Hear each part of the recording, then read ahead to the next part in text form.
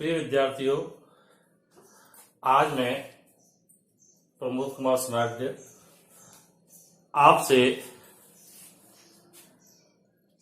संकुलन क्षमता की बात करूंगा।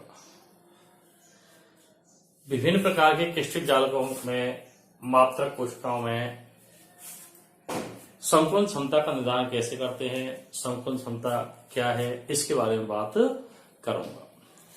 तो देखो, जैसे हम जानते हैं, पढ़ रहे हैं हम अध्याय 1। अध्याय का नाम है अपने का ठोस अवस्था। ठोस अवस्था। इसमें जब हम बात करेंगे अब संकुलन क्षमता, संकुलन क्षमता, संकुलन क्षमता के बारे में बात करेंगे। देखिए मित्रों, जैसे मैंने आपको पहले एक शब्द और बताया था, समन्वय संख्या। समन्वय संख्या और संकुलन क्षमता अलग अलग है। समन्वय संख्या उन कणों की संख्या होती है, उन पड़ोसी कणों की संख्या होती है जो किसी कण को चारों ओर से घेरे रहते हैं। अर्थात कोई कण जितने अधिकतम पड़ोसी कणों से घिरा रहता है, उन पड़ोसी कणों की संख्या को समन्वय संख्या कहते हैं। और संकुलन क्षमता जो क्रिस्टल जालक है या आप कैसे मात्रक कोशिका है, उसके कुल आयतन का वह प्रतिशत भाग है जो अवयवी कणों द्वारा घिरा रहता है। संकुलन क्षमता क्या है कि क्रिस्टल जालक या मात्रक कोशिका के कुल आयतन का वह प्रतिशत भाग जो अवयवी कणों द्वारा घिरा जाता है ना। तो हम इसकी बात करने जा रहे हैं। तो संकुलन क्षमता,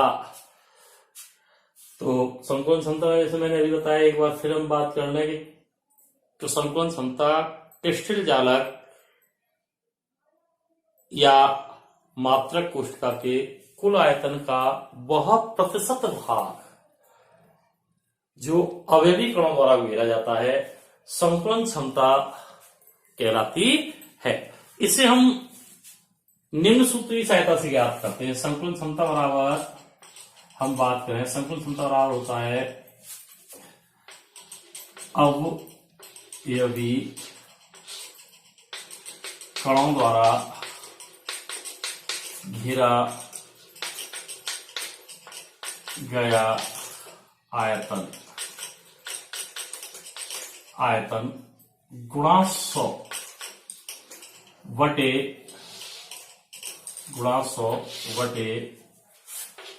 मात्रक कोशिका, यानी आप चाहे तो लिख सकते हैं क्रिस्टल जालक का कुल आयतन। देखिए बेटा, मैंने जैसे आपको परिभाषा में बताया है कि क्रिस्टल जालक के कुल आयतन का वह प्रतिशत भाग जो अवयवी कणों द्वारा घेरा जाता है, उसे हम संकुलन क्षमता कहते हैं। और संकुलन क्षमता को प्रतिशत में व्यक्त करते हैं। इसका सूत्र क्या है? अवयवी कणों द्वारा घेरा गया आयतन, वास्तविक आयतन जो अवयवी कण घेरते हैं, और मात्रक कोशिका का कुल आयतन गुणा 100। तो अब हम विभिन्न प्रकार के क्रिस्टल जालकों की संकुलन क्षमता का निर्धारण कैसे करते हैं। तो सबसे पहले हम बात करेंगे सरल घनीय जालक की संकुलन क्षमता का निर्धारण, है ना। सरल घनीय जालक की संकुलन क्षमता का निर्धारण।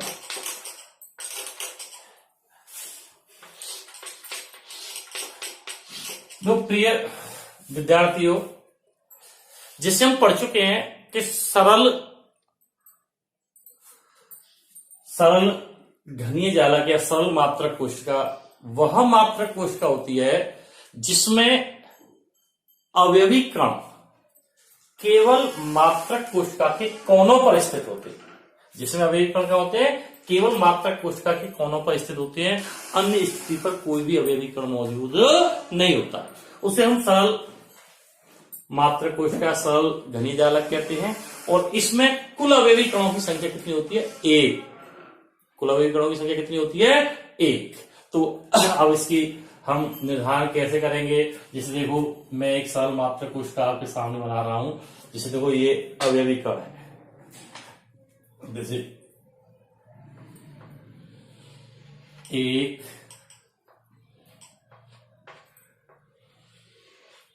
2, ये अवयवी कण है। और इनसे देखिए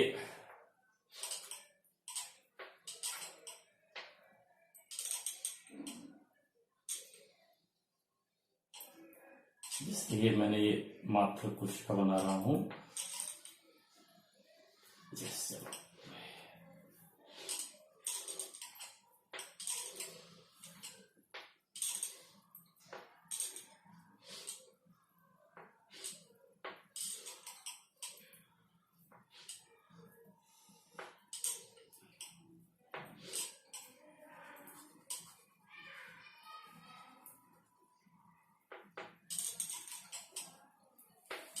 जिससे ये देखो एक सरल मात्रक कोशिका है, सरल मात्रक कोशिका।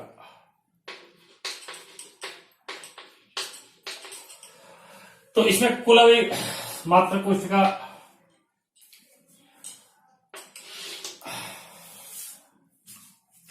माना इस सरल मात्रक कोशिका की भुजा, यहां से देखो यहां तक ये भुजा है, जैसे ये भुजा है, इसको मान लिया मैंने यहां से और यहां तक ये भुजा, इसको क्या मान लिया, ए। क्या मान लिया मैंने, ए, स्मॉल ए। ये क्या है, भुजा। माना घन की भुजा, मैं शॉर्ट में रहा हूं, भुजा बराबर ए। तो ये सरल मात्रक कोशिका की भुजा है। अब देखो ये क्या हमारे पास गोला, देखो यहां से यहां तक इसकी त्रिज्या कितनी, देखो यहां से केंद्र है गोले का, अवयवी कण केंद्र, तो यहां से यहां तक की दूरी इसकी त्रिज्या, और यहां से यहां तक की दूरी इसकी त्रिज्या। तो हम कह सकते हैं एम, तो ए बराबर, यदि गोले की त्रिज्या स्मॉल आर हो तो भुजा ए बराबर क्या हुआ, आर प्लस आर बराबर 2r। देखो यहां से यहां तक की दूरी आर और यहां से यहां तक की दूरी आर, तो बराबर क्या हो गया, 2r। कितनी हो गई इसकी, कुल 2r हो गया। कोई दिक्कत है यहां तक। अब देखिए हम मात्रक कोशिका हमारे सामने है, सरल घनीय मात्रक कोशिका, इसकी भुजा हमने ए मान ली, गोले की त्रिज्या क्या मान ली, आर मान ली। तो भुजा ए बराबर कितना हो गया, 2r। ए बराबर क्या आ गया, 2r। अब वो घन का आयतन, घन का आयतन निकालने का सूत्र आप जानते हैं क्या होता है, भुजा क्यू, यानी भुजा क्यू, ए का क्यू करता है, तो हमारे पास क्या होगा, या ए क्यू बराबर क्या हो जाएगा, तो ए बराबर क्या है, 2r, तो 2r का क्यू बराबर क्या हो गया, 8r क्यू। ये आ गया तो घन का कुल आयतन, यानी मात्रक कोशिका का कुल आयतन आ गया कितना, 8r क्यू।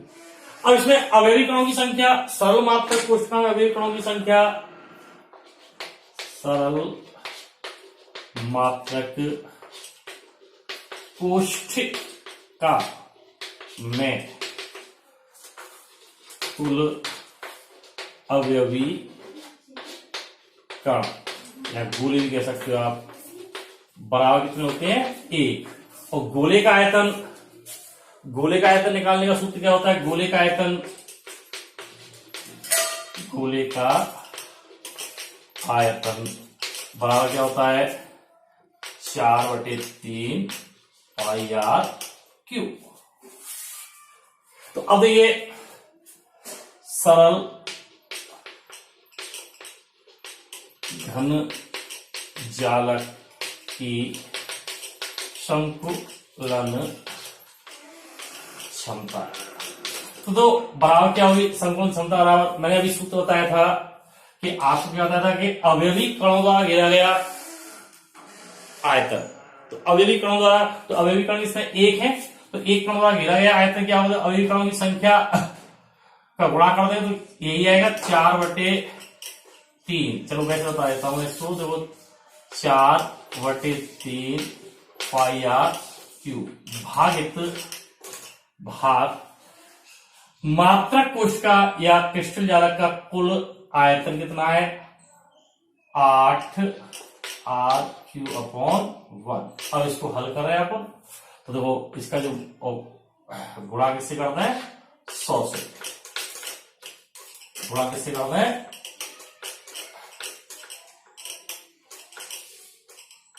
100 से हमने मल्टीप्लाई कर दिया।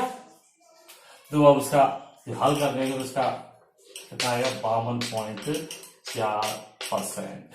तो देखिए बेटा सरल घनीय जालक की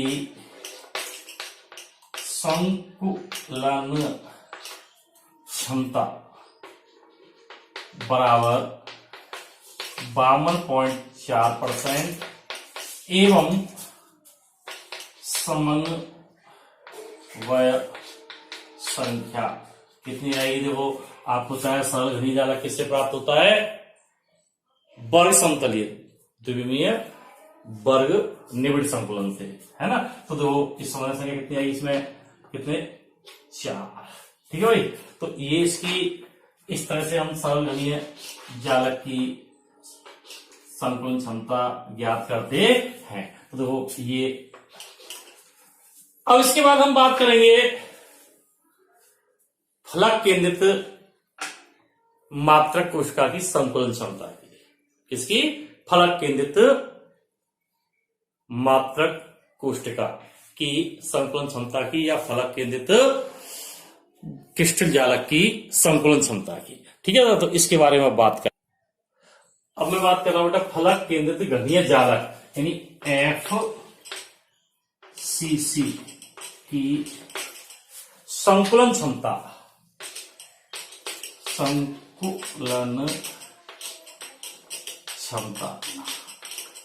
का क्षमता ज्ञात करना। तो बड़े फलक केंद्रित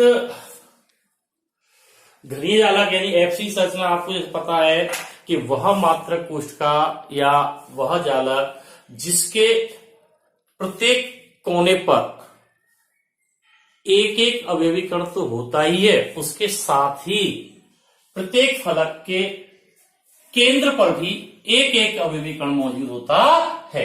फलक केंद्रित घनीय जालक या फलक केंद्रित मात्रक कोशिका कहलाती है। यानी इसमें कोनों के साथ साथ प्रत्येक फलक के केंद्र पर भी एक अवयवी कण मौजूद होता है। और जैसे बताया था इसमें कुल अवयवी कणों की संख्या कितनी होती है, जिसे आपने बताया ज्ञात किया था, इसमें कितनी थी 4, तो इसकी समन्वय संख्या कितनी होती है 4 कितनी 4। तो अब देखो मैं इसके बारे में बात करूंगा। तो सबसे पहले हम फलक केंद्रित घनीय जालक की बात करेंगे। तो देखो सबसे पहले तो इसके लिए मैं सबसे पहले आपके सामने एफसीसी मात्रक कोशिका बना रहा हूं। इसे बनाने के लिए देखो आपको ज्यादा कुछ नहीं करना है। जैसे देखो ये एक ठीक है ना।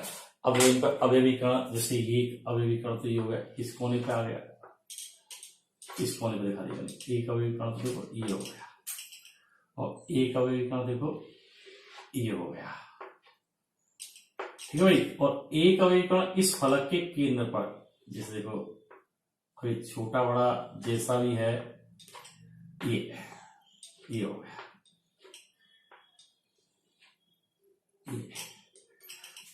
ये अवयवीकरण। तो देखो इसमें क्या है, जैसे मैंने यहाँ चित्र दिखाया है, कोनों के प्रत्येक कोने पर एक एक अवयवीकरण होगा, इसके अलावा प्रत्येक फलक के केंद्र पर, जैसे ये है, ये है, ये है, ये है, एक आगे और एक पीछे, हर एक फलक के केंद्र पर भी एक अवयवीकरण होगा। अब इस फलक केंद्रित मात्रक कोशिका की संकुलन क्षमता हम कैसे ज्ञात करेंगे? तो वही देखो, सबसे पहले हमने माना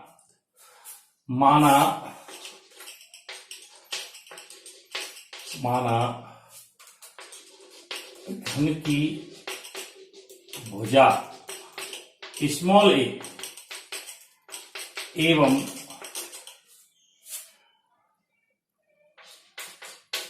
गोले की त्रिज्या, गोला जो कि क्या है, अवयवीकरण है, त्रिज्या बराबर क्या मान ली, स्मॉल आर हो। तो अब इससे हम संकुलन क्षमता का निर्धारण कर रहे हैं, तो संकुलन क्षमता का निर्धारण कैसे करेंगे, सुनिए एक मिनट। मान लिया ये बिंदु ए, जैसे इसकी बात करें, ए है, बी इसको मान लिया मैंने, सी इसको मान लिया, डी इसको मान लिया, ई इसको मान लिया, एफ इसको मान लिया, जी और इसको मान लिया एच। तो अब देखो इसको हम इसकी संकुलन क्षमता ज्ञात करने के लिए क्या करें, सबसे पहले हम बिंदु ए और बी को मिलाते हैं, है ना। तो बिंदु ए और बी को हमने मिला दिया। अब बिंदु ए और सी को मिलाते हैं, किसको, बिंदु ए और सी को। तो बिंदु और ए और सी को मिलाने पर हमारे पास एक त्रिभुज बन गया, कौन सा, देखो ये ए बी और ये सी, ये त्रिभुज बन गया। कौन सा त्रिभुज बन गया, ए बी सी त्रिभुज बन गया। तो त्रिभुज ए बी सी, तो अब देखो इस त्रिभुज ए बी सी में देखो, जैसे हमने बताया था घन की भुजा क्या मानिए ए, तो यहां से यहां तक इस लंबाई भी क्या है, भुजा की लंबाई भी ए होगी, यहां से यहां तक इसकी भुजा की लंबाई भी क्या होगी, ए होगी।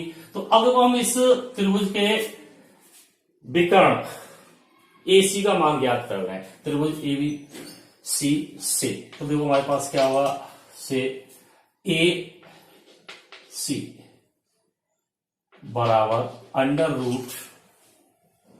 रूट क्या आएगा, देखो ए बी का स्क्वायर प्लस बी सी का स्क्वायर, है ना, ये पूरे का स्क्वायर, भुजा ए बी का स्क्वायर और भुजा बी सी का स्क्वायर। अब दो या ए सी बराबर भुजा ए बी क्या है हमारे पास, देखो ए और बी और सी, और ये भी कौन सी होगी हमारे पास, जो भुजा इसकी लंबाई क्या, घन की सभी भुजाओं की लंबाई क्या होती है, समान। तो ये भी क्या होगी हमारे पास, ए, इस भुजा की लंबाई भी क्या होगी, ए, ये तो इससे लिखा हुआ ए।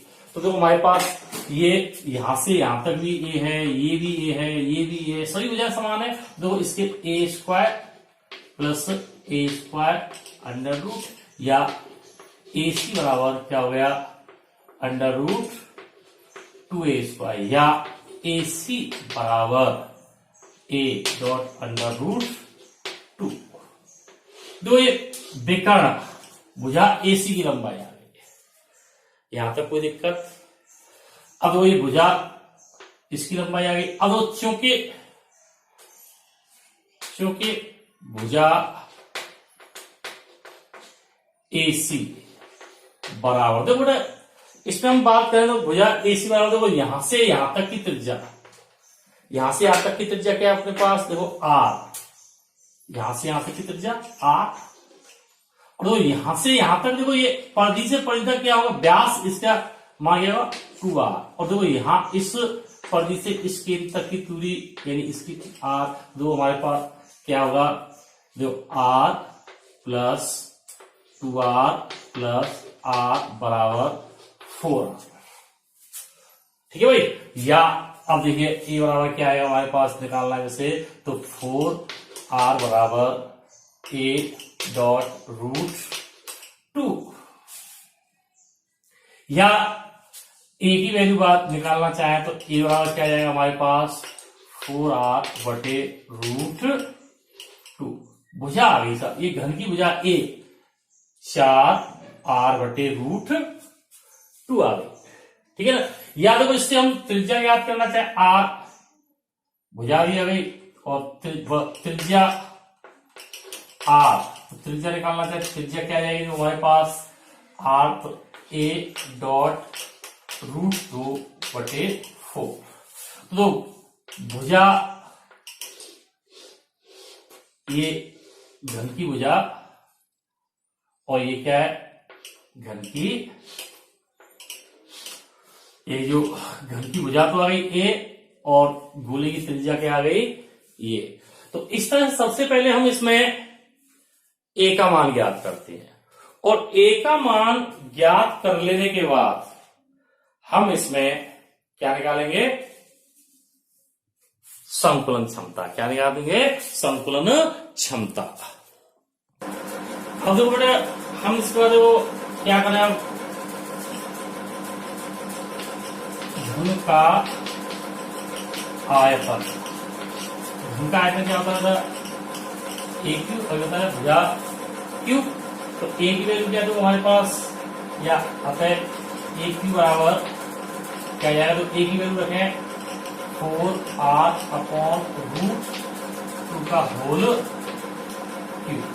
इसको हल किया जाएगा, इसको हल करेंगे 64 r क्यूब बटे, अब देखिए 2 रूट 2 यह आएगा हमारे पास 2 रूट। देखो इस प्रकार हमने घन का आयतन ज्ञात कर लिया। तो घन का आयतन कितना आ गया हमारे पास 64 r क्यूब बटे 2 रूट 2। अब देखो हम जानते हैं FCC में कुल कणों की संख्या कुल कणों की संख्या बराबर कितनी होती है 4। कितनी होती है 4। अतः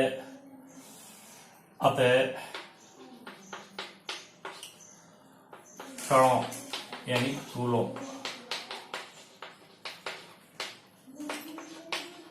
द्वारा घेरा गया कुल आयतन क्या होगा, तो बेटा बराबर क्या आएगा हमारे पास, तो 4/3 पाई r क्यूब। एक गोले द्वारा घेरा गया आयतन होता है गुणा कणों की संख्या 4। तो इस तरह से हम कणों द्वारा घेरा गया आयतन निकाल लेंगे। तो देखो ये घन का कुल आयतन है, यानी FCC मात्रक कोशिका या जालक का कुल आयतन आ गया, ये अभी भी कणों द्वारा घेरा गया कुल आयतन आ गया। तो अब संकुलन क्षमता, तो संकुलन क्षमता कैसे निकालेंगे, तो मैं यहां से इसको साफ कर रहा हूं आपके लिए। तो संकुलन क्षमता क्या जाएगी, देखो FCC की संकुलन क्षमता बराबर, तो देखो मैं सीधा डायरेक्ट लिख रहा हूं कि अवयवी कणों द्वारा घेरा गया आयतन, तो 4 गुणा इससे करेंगे तो 4 चौक 16 पाई r क्यूब बटे 3 डिवाइड क्रिस्टल चालक का आयतन, तो कितना है देखो 64 r क्यूब बटे 2 रूट 2, और इसका पूरे का मल्टीप्लाई किससे कर रहे हैं हम 100 से, या देखिए इसको हम करें तो 16 पाई r क्यूब बटे 3 गुणा 2√2 × 64 अब देखो इसको हल करेंगे। 16 चौक 64 आर क्यू हो रहा, सॉरी 16 चौक 64 आर क्यू से आर क्यू कट जाएगा। तो वो हमारे पास जो ये जो हल करने पर आएगा, इसका हल करेंगे तो देखो हमारे पास क्या आएगा, 2 गुणा है √2 का मान आप जानते हो 1.414 गुणा 2 गुणा √, अब तो इधर क्या बचा हमारे पास पाई का मान 3.14 गुणा 100 बटे इधर क्या बचा हमारा 4 दिया y। इसको अब हमें हल करना है, तो इसको हल करने पर जो मान आएगा, जो प्रतिशत मान आएगा, वही एफसीसी संरचना की क्या होगी, संकलन क्षमता होगी। तो एफसीसी संरचना की संकलन क्षमता इस तरह से हम ज्ञात करेंगे। इसका मान लगभग 74% कितना होता है, हल करने पर 74%, एक मान तो नहीं है लेकिन 74%। तो देखो अब इसमें हमें क्या निष्कर्ष निकला कि एफसीसी संरचना की जो संकलन क्षमता है वो कितनी है, 74%, अर्थात इसमें मात्र 26 कणों के बीच में मिलाए तो कुल मिलाकर के 26% रिक्त स्थान रहता है। अतः यह सरल घनीय जालक की तुलना में इनमें संकलन क्या होता है, प्रबलतम होता है। तो इसकी जो एफसीसी की संकुलन क्षमता कितनी है बेटा, बराबर 76% एवं 76% एवं समन्वय संख्या कितनी होती है, 12। कितनी होती है, 12 होती है बेटा, 12। तो ये इस तरह से हम इसकी याद करेंगे। इसके बाद काय केंद्रित घनीय जालक की संकलन क्षमता का निर्धारण करेंगे, जिसके बारे में मैं आपसे कल बात करूंगा। जय हिंद।